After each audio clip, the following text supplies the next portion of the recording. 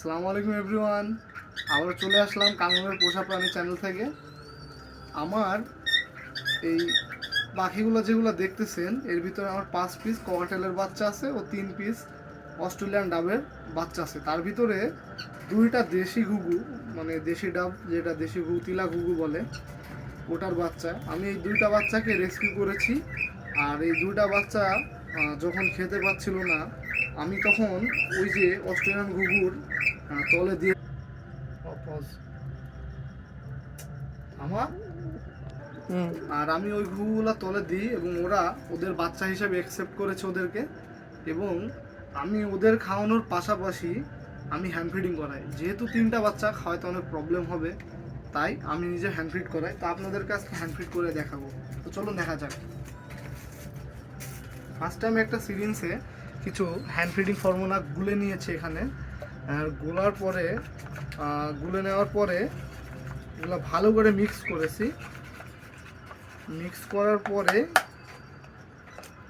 আমি এই যে এরকম একটা সিরিঞ্জে নিয়েছি এবং মনে খেয়াল রাখতে হবে সিরিঞ্জের এখানে মাথায় কোনো রকম যেন হাওয়া না থাকে। তাই ফার্স্টে একটু দাবিয়ে বের করে নিতে হবে কিছুটা এইভাবে।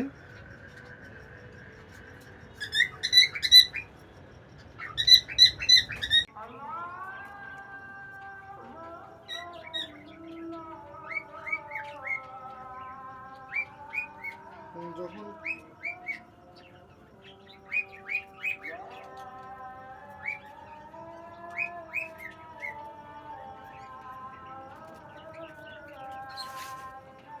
আর অস্ট্রেলিয়ান ডাবরা তিলা ঘুঘুর বাচ্চাকে অ্যাকসেপ্ট করে নিয়েছে, ওরা ওদের বাচ্চায় মনে করছে। আর ওদের গায়ে আমি যদি হাত দিতে যাচ্ছি, ওদের প্রোটেক্ট করার জন্য ফিমেল অস্ট্রেলিয়ান ডাবটা আমাকে পাখা দিয়ে বাড়ি মারছে।